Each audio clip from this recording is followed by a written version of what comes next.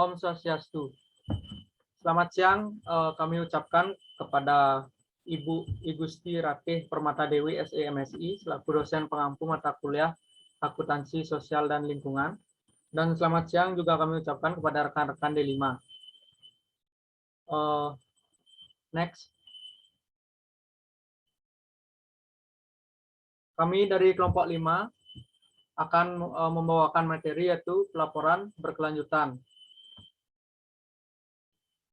Sebelum kami memulai, kami akan memperkenalkan diri terlebih dahulu, yang akan saya bacakan langsung.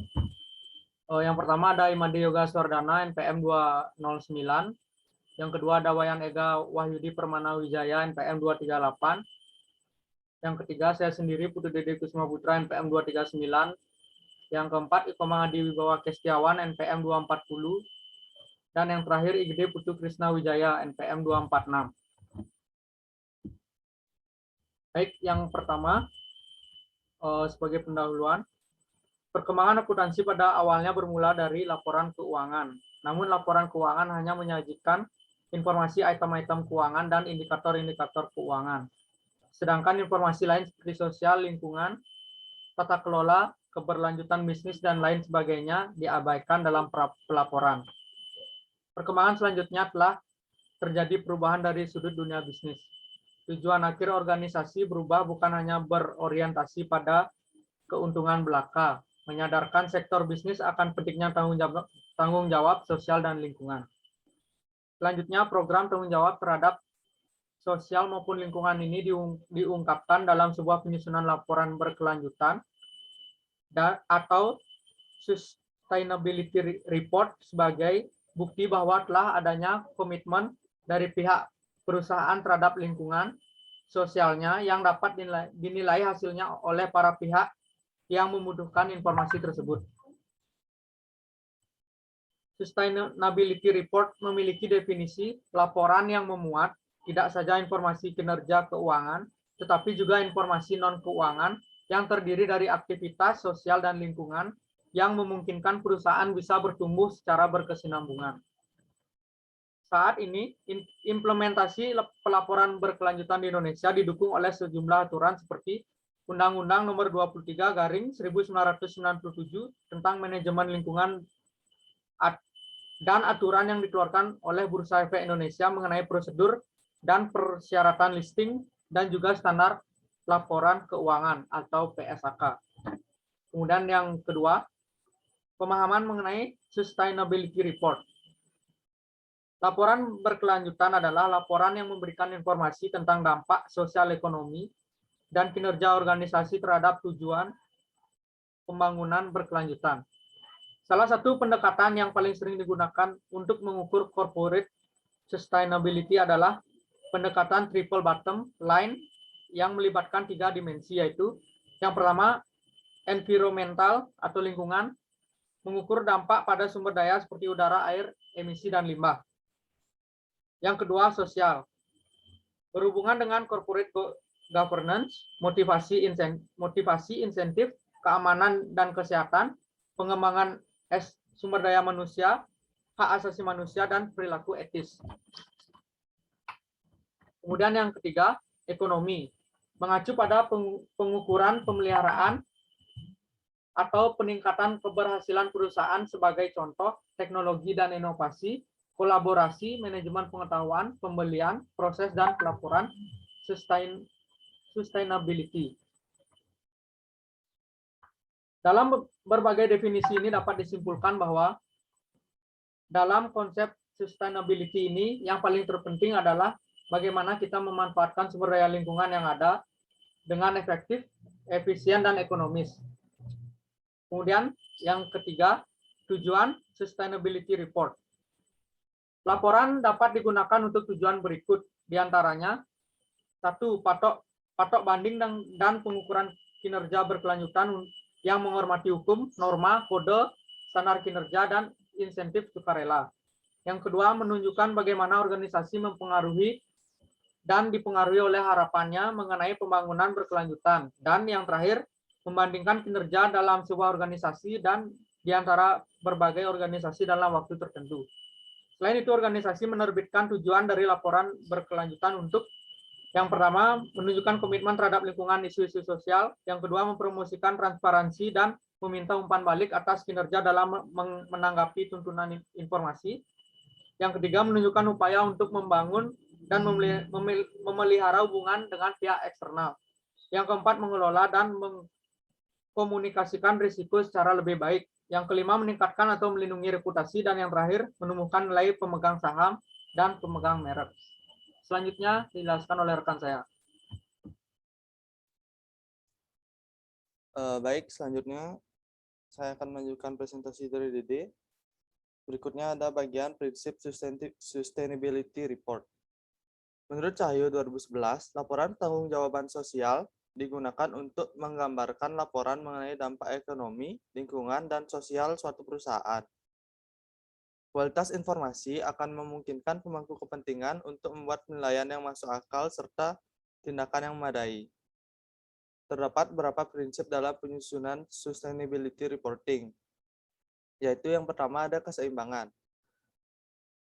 Keseimbangan yang dimaksud di sini yaitu laporan harus menggambarkan aspek positif dan negatif dari kinerja perusahaan untuk memungkinkan penilaian yang masuk akal terhadap keseluruhan kinerja.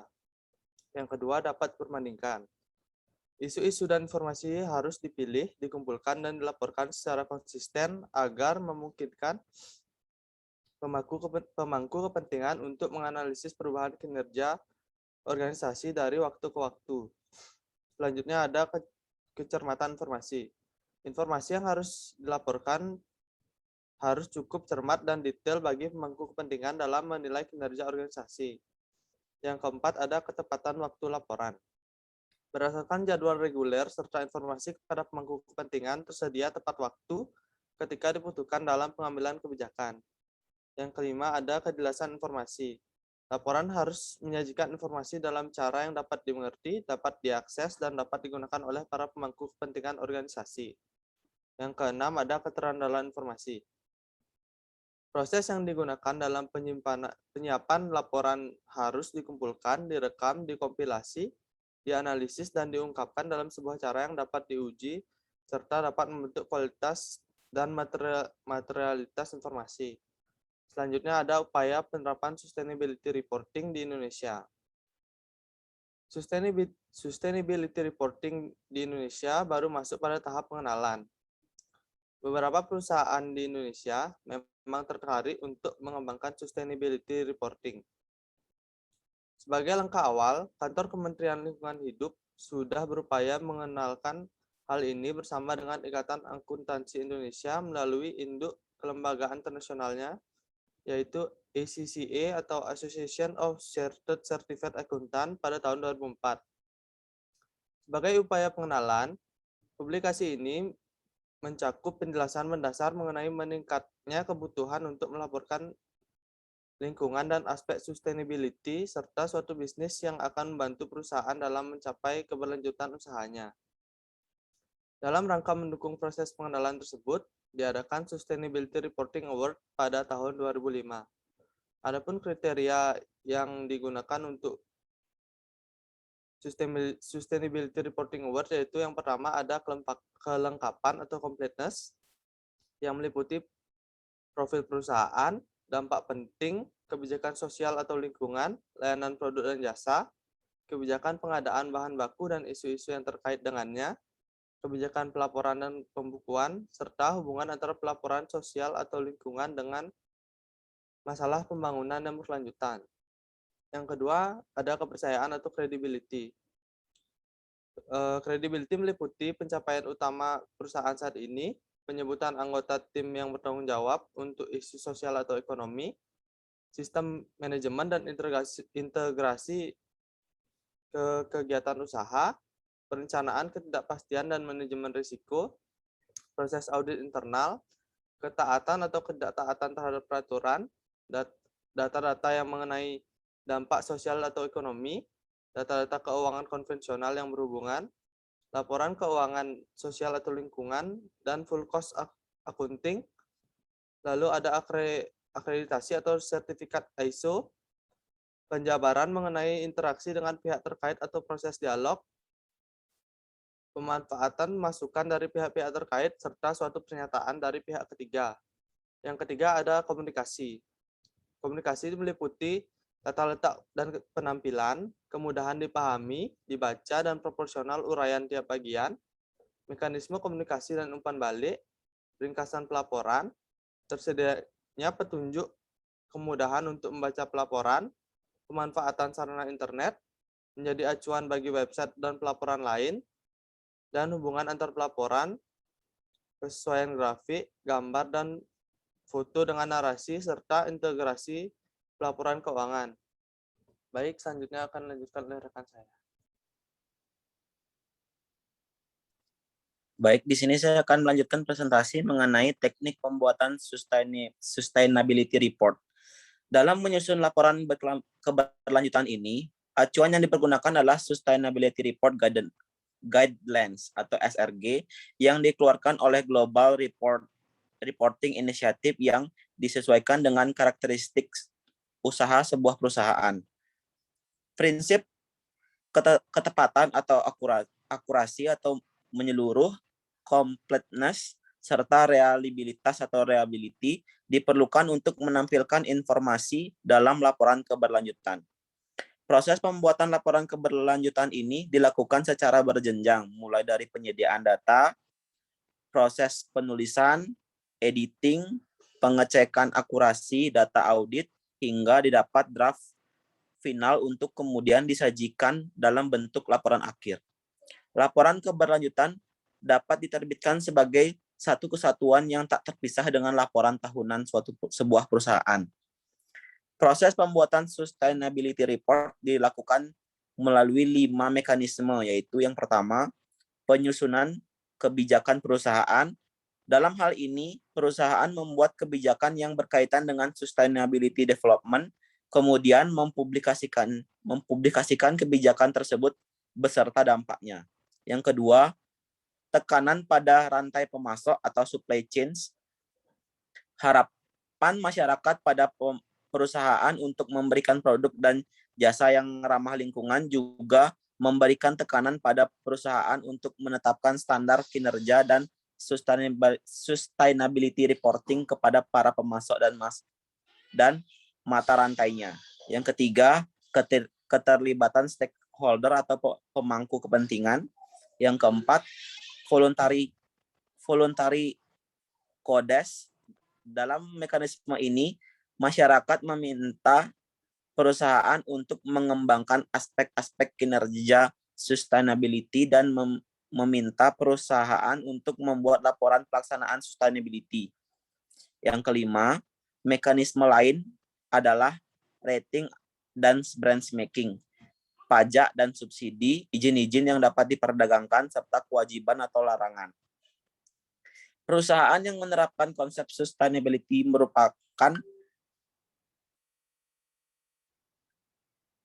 sebagai acuan dan pedoman pembuatan laporan. Pelaporan digunakan pemangku kepentingan untuk menilai aspek-aspek yang diperlukan. Sustainability reporting pada prinsipnya merupakan inisiatif bersama dari berbagai pihak dalam membangun kepedulian untuk peningkatan kinerja bisnis terhadap lingkungan dan masyarakat. Next. Selanjutnya yaitu green economy atau ekonomi hijau. Ekonomi hijau adalah perekonomian yang tidak merugikan lingkungan hidup. Program lingkungan PBB, UNEP, United Nations Environment Programs, dalam laporannya berjudul Toward Green Economy menyebutkan ekonomi hijau adalah ekonomi yang mampu meningkatkan kesejahteraan dan keadilan sosial. Ekonomi hijau ingin menghilangkan dampak negatif pertumbuhan ekonomi terhadap lingkungan dan kelangkaan sumber daya alam. Dari definisi di atas, pengertian ekonomi hijau dalam kalimat sederhana dapat diartikan sebagai perekonomian yang rendah karbon atau tidak menghasilkan emisi atau polusi lingkungan, hemat sumber daya alam, dan berkeadilan sosial. Kemudian dari penjelasan ekonomi hijau, ada bedanya dengan pembangunan berkelanjutan atau sustainable development. Konsep ekonomi hijau melengkapi konsep pembangunan berkelanjutan. Sebagaimana diketahui, hubungan ekonomi hijau dengan pembangunan development itu, sebagaimana diketahui, prinsip utama dari pembangunan berkelanjutan adalah memenuhi kebutuhan sekarang tanpa mengorbankan pemenuhan kebutuhan generasi di masa depan, sehingga dapat dikatakan bahwa ekonomi hijau merupakan motor utama pembangunan berkelanjutan. UNEP menetapkan tema Hari Lingkungan Hidup selama sedunia 2012 adalah Green Economy Does It Include You? Dalam konteks Indonesia, tema tersebut diadaptasi sebagai tema Hari Lingkungan Hidup Indonesia 2012 menjadi ekonomi hijau, ubah perilaku, tingkatkan kualitas lingkungan. Dari sini terlihat pentingnya perubahan paradigma dan perilaku untuk selalu mengambil setiap kesempatan dan mencari informasi, belajar, dan melakukan tindakan demi melindungi dan mengelola lingkungan hidup. Pola hidup masyarakat modern telah membuat pembangunan sangat eksploratif terhadap sumber daya alam dan mengancam kehidupan. Pembangunan yang bertumpu pada pertumbuhan produksi terbukti membuahkan perbaikan ekonomi, tetapi gagal di bidang sosial dan lingkungan. Sebut saja meningkatkan emisi gas rumah kaca, berkurangnya areal hutan, serta musnahnya berbagai jenis spesies dan keanekaragaman hayati. Di samping itu, adalah ketimpangan rata-rata pendapatan penduduk negara kaya dan negara miskin. Konsep ekonomi hijau ini diharapkan menjadi jalan keluar, menjadi jembatan juga antara pertumbuhan pembangunan, keadilan sosial, serta ramah lingkungan dan hemat sumber daya alam. Tentunya konsep ekonomi hijau ini akan membuahkan hasil jika mau mengubah perilaku. Di Indonesia, negara yang sedang berkembang, tentu banyak perusahaan industri. Banyaknya perusahaan industri di Indonesia tentu saja karena masih banyak sumber daya alam yang tidak dapat diolah. Umumnya, untuk mengolah sumber daya alam tersebut, mayoritas dari perusahaan luar, seperti perusahaan mesin, teknologi, pakaian, dan makanan. Hal tersebut terjadi karena di Indonesia belum bisa mengolah SDA karena keterbatasan teknologi. Namun dampak positifnya seperti pendapatan negara bisa bertambah. Tetapi memiliki dampak negatif pula bahkan terhadap lingkungan, seperti limbah dari perusahaan industri yang dibuang sembarangan, dibuang pada sungai, dan limbah polusi yang besar mengakibatkan sulitnya mendapatkan oksigen. Jika telah merusak lingkungan, tentu dapat mengganggu ekosistem, bahkan mengganggu manusia. Program UNEP memberikan pengertian ekonomi hijau sebagai kegiatan perekonomian yang mampu meningkatkan kesejahteraan dan keadilan sosial di suatu sisi, tetapi di sisi lain mampu menghilangkan dampak negatif pertumbuhan ekonomi terhadap lingkungan dan kalangan sumber daya alam. Menurut Sudaryono, yaitu Deputi Menteri Negara Lingkungan Hidup RI, bidang pembinaan sarana teknis dan peningkatan kapasitas, menyebutkan ekonomi hijau mampu mengubah praktek ekonomi yang mementingkan keuntungan menjadi perekonomian yang lebih ramah lingkungan. Sekian presentasi dari saya, dilanjutkan pada rekan saya. Baik, selanjutnya ada tujuan green economy. 1. Memberikan peluang yang besar. Bagaimana upaya memanfaatkan konsepsi green economy dalam rangka menunjang pelaksanaan pembangunan yang berorientasi pada aspek lingkungan dan ekosistem. 2. Peningkatan investasi hijau. 3. Meningkatkan kualitas dan kuantitas lapangan pekerjaan pada sektor hijau. 4. Peningkatan pangsa sektor hijau. 5. Penurunan energi atau sumber daya yang digunakan dalam setiap produk. Dan 6. Menurunkan CO2 dan tingkat polusi. Dan terakhir, 7. Penurunan konsumsi dan yang menghasilkan sampah. Selanjutnya, prinsip-prinsip untuk ekonomi hijau. 1. Pemerataan distribusi kesejahteraan. mengupayakan distribusi kesejahteraan yang adil di dalam suatu negara dan antar bangsa mencapai keadilan sosial dan ekonomi dalam bagian yang berkelanjutan dan sumber daya yang adil di dunia dan meninggalkan ruang yang cukup untuk satwa liar dan hutan belantara. 2. Ekuitas dan keadilan ekonomi. Menciptakan kemitraan ekonomi yang akan mentransfer bantuan keuangan dan teknologi yang cukup besar ke negara-negara kurang berkembang untuk membantu meminimalkan kesenjangan antara dunia maju dan berkembang dan mendukung kelestarian lingkungan kedua negara tersebut. 3. Ekuitas antar generasi. Sumber daya lingkungan dan ekosistem harus hati-hati dikelola dan dijaga sehingga dapat meningkatkan nilai aset lingkungan untuk generasi mendatang, sehingga secara adil memenuhi kebutuhan mereka mendatang dan memungkinkan mereka untuk berkembang. 4. Pendekatan pencegahan. Ilmu harus digunakan untuk meningkatkan hasil-hasil sosial dan lingkungan melalui identifikasi risiko terhadap lingkungan. Ketidakpastian ilmiah dampak lingkungan tidak akan menghindari langkah-langkah untuk mencegah degradasi lingkungan. 5. Hak untuk berkembang. Perkembangan manusia yang selaras dengan lingkungan merupakan dasar untuk tercapainya pembangunan berkelanjutan, sehingga individu dan masyarakat diberdayakan untuk mencapai hasil-hasil sosial dan lingkungan yang positif. 6. Internalisasi eksternalitas. Membangun nilai sosial dan lingkungan yang sebenarnya harus menjadi tujuan utama kebijakan. Untuk tujuan ini, harga pasar harus mencerminkan biaya sosial dan lingkungan secara nyata, sehingga si pembuat polisi yang menanggung biaya polusi. 7. Kerjasama internasional. Penerapan standar lingkungan dalam negara bangsa harus dilakukan dengan cara kerjasama dengan masyarakat internasional, berdasarkan persamaan pemahaman tentang kemungkinan dampak yang bisa terjadi pada pengembangan negara lain. 8. Kewajiban internasional. Mengakui bahwa tindakan dalam batas-batas nasional dapat menyebabkan dampak lingkungan di luar yurisdiksi nasional, membutuhkan kerjasama dalam pengembangan hukum internasional yang memungkinkan sebagai obat peradilan yang independen dalam kasus tersebut. 9. Informasi, partisipasi, dan akuntabilitas. Semua warga negara harus memiliki akses ke informasi mengenai lingkungan, serta memiliki kesempatan untuk berpartisipasi dalam proses pengambilan keputusan. 10. Konsumsi dan produksi berkelanjutan.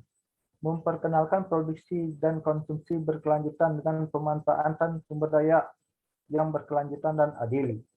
11. Strategis terkoordinasi dan terintegrasi untuk memberikan perencanaan pembangunan berkelanjutan, ekonomi hijau, dan pengentasan kemiskinan. Suatu pendekatan terpadu harus diadopsi di semua tingkatan untuk mempercepat pencapaian berkelanjutan sosial, ekonomi, dan lingkungan melalui perencanaan strategis dengan masyarakat sipil dan pemangku kepentingan dan di semua departemen pemerintah terkait. 12. Hanya transisi.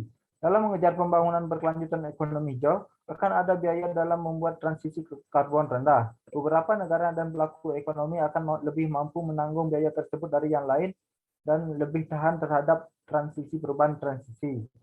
Dalam proses perubahan, yang paling rentan harus didukung dan dilindungi. Negara berkembang harus memiliki akses untuk bantuan keuangan dan teknis yang tepat. Warga negara dan masyarakat juga harus memiliki akses untuk keahlian dan pekerjaan baru. 13. Mendefinisikan kembali kesejahteraan. GDP atau Gross Domestic Product adalah alat yang memadai untuk mengukur kesejahteraan sosial dan integritas lingkungan. Banyak kegiatan sosial dan kerusakan lingkungan meningkatkan GDP, seperti eksploitasi bahan bakar fosil dan spekulasi keuangan. Kesejahteraan manusia dan kualitas hidup dan kesejahteraan lingkungan harus menjadi tujuan untuk membimbing pembangunan ekonomi. 14. Kesetaraan gender.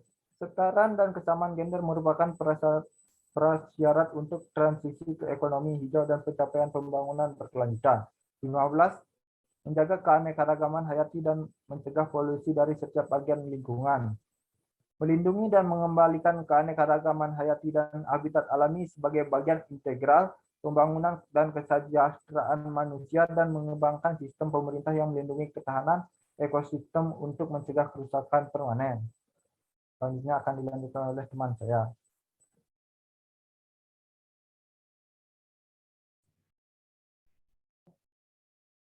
Selanjutnya, tantangan dan peluang green economy. Pada umumnya, kita melihat krisis finansial dipisahkan dari upaya perbaikan kualitas lingkungan, bahkan seringkali upaya perbaikan lingkungan dikabarkan hanya untuk perbaikan ekonomi.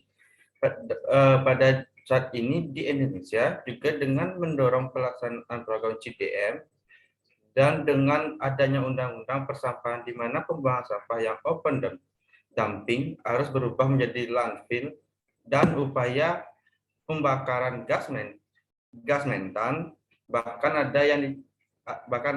ada yang dijadikan listrik. Selain itu, industri kelapa sawit menggunakan limbah cangkangnya menjadi bahan bakar, bahkan bisa juga diproduksi listrik, dan juga di gedung-gedung dilakukan energi efisiensi dapat menghemat biaya sampai kira-kira 20%. Bahkan bias lebih besar bila adanya penggantian bahan perusak ozon pada cleaner akan menambah efisiensinya menjadi kira-kira 40%. Indonesia bisa melakukan green economy dengan merubah cara pandang kita mengeksploitasi sumber daya alam sebelumnya, yaitu eksploitasi sumber daya misalnya dari sektor kehutanan, migas, tambang, pertanian, perikanan, dan pengembangan industri.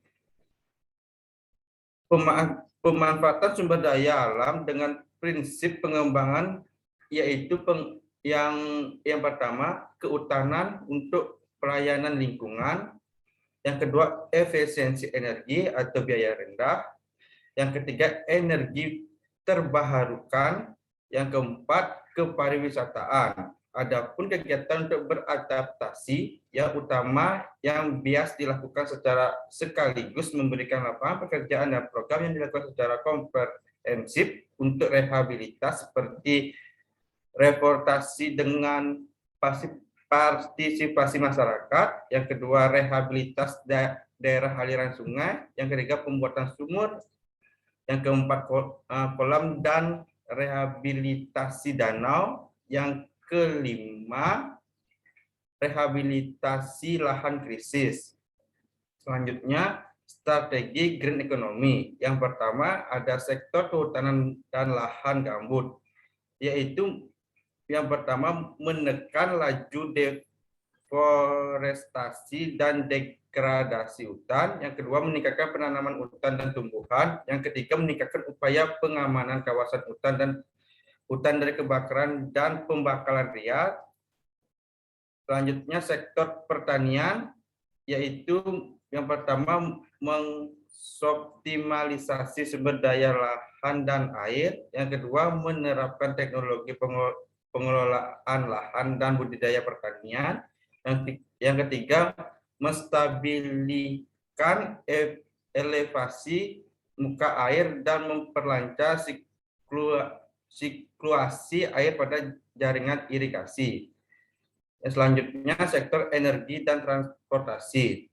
Yang pertama menghemat penggunaan energi final baik melalui penggunaan teknologi yang lebih bersih, efisiensi maupun pengurangan konsumsi energi tak terbarukan. Yang kedua, mendorong pemanfaatan energi baru tak terbarukan skala kecil dan menengah. Selanjutnya, sektor industri. Strategi dalam rangka pengembangan green economy dilakukan dengan melaksanakan audit energi khususnya pada industri-industri yang padat energi dan memberikan insentif pada program efisiensi energi. Selanjutnya sektor limbah.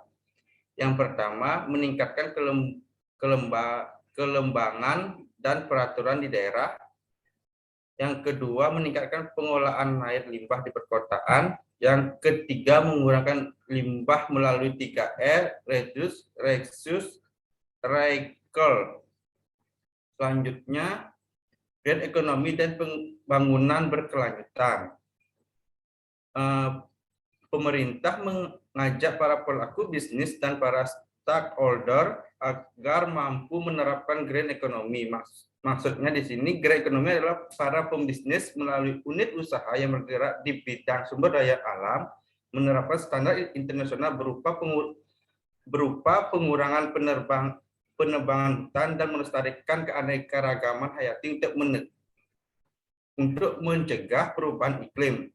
Jika bisnis melakukan pengurangan sampah, maka pemerintah dapat memberikan potongan pajak dan retribusi. Pemerintah akan berkoordinasi dengan pihak terkait seperti bea cukai dan lain-lainnya. Perusahaan yang menetapkan green economy akan diberikan rekomendasi untuk dibebaskan bea cukai masuk barang impornya. Sekian dan terima kasih.